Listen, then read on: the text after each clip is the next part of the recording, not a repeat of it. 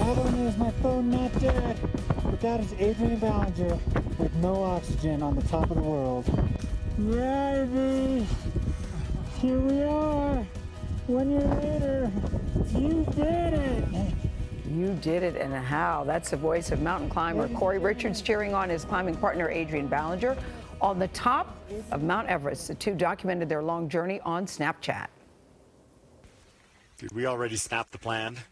I don't think we snapped the plan. We're moving to 25,000 feet today. Hair by Everest again. It's going to be really high. It's going to be really high. Yeah. That's an understatement. Higher than you've ever been. Than you've ever been.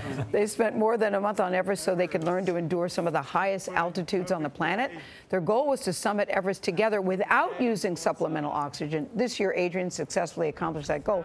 Corey, though, was forced to turn back. He did not give up. He used the supplemental oxygen to reach the summit, and Corey and Adrian are both with us at the table. Good morning.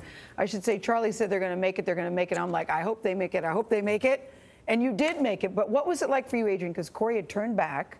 Yeah. And you think, we're not going to make it together, and then he comes, he reappears. It was this incredible moment. I knew I was going to continue like Corey did last year without me. Yes. But then to have Corey come back around, I don't remember the radio calls, but all of a sudden he was there and he was fist bumping and yelling and encouraging me, and he had the oxygen, so he had extra energy. It was the most powerful moment of the whole trip for me. It gave me that energy. And what was different for you?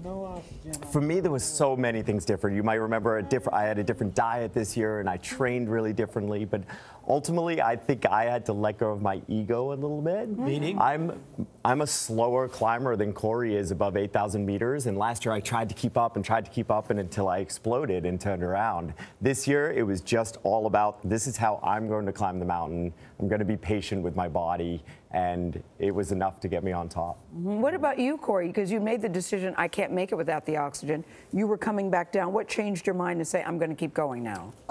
You know, it was just, I think, an innate feeling that this was something that I couldn't sort of just leave that easily. And the decision to turn around and not do it was, I think, based in ego as well. It was like, well, I've done this without oxygen. I'm not going to do it with oxygen, which is silly, right? And then the opportunity arose, and I turned around. And to be fair, like going from no oxygen to oxygen is like going from Clark Kent to Superman. Wow. It's unbelievable. I mean, so it was literally doing circles around me. Adrian, describe that final push. How many hours was it? So our final summit push was 41 hours from when we left 26,000 feet, 25,500 feet, and went to the summit and back down. We rested some during that time to hydrate, but no sleep. It's just too high to sleep. You probably wouldn't wake up. Yeah. So 41 hours, and I remember the last 3 hours were probably from here to the side of the studio. That's how little the distance is, and it takes that much time, and it's heartbreaking to move that slowly. And it took all this support for me to be able to keep taking these steps and push through. There's some reports that there are too many people trying to climb Mount Everest, and it's dangerous. It's absolutely dangerous. And I think there are too many people. I think there's too many underqualified people trying to climb it, which is what leads to, you know, unnecessary deaths. I mean, it's people, it's companies taking on unqualified clients and making poor decisions, and those clients don't have any reference for the kind of trouble that they're getting into. Some people died while you were making the climb. There were 7 people killed while we were on the mountain. You saw that some is, of them? you do see bodies when you're climbing the mountain. Yeah. That doesn't deter bodies? Because they're so difficult to carry back down from those extreme altitudes, and so some are left behind So on you're the side of stepping the over route. bodies. That doesn't deter you? That would be a little It adds, for me, it adds to the seriousness of what we do, and it makes me think about, is it worth it, and how am I going to climb this mountain? That's why I turned around last year. I didn't want to be one of those bodies.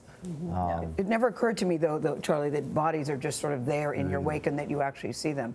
You also both look thinner to me this time. Yeah, me too. And I'm not, that's not a criticism, but it's noticeable. Yeah, I think you? even with my diet and my focus, I still lost probably 12 or 15 pounds, so 10% of my body weight. What are what's the caloric intake? What are you doing Well, that's the thing. They estimate you're using 8,000 or more calories a day when you're climbing up high, just surviving at altitude. Wow. And probably I could put in somewhere in the vicinity of 1,000 calories a day.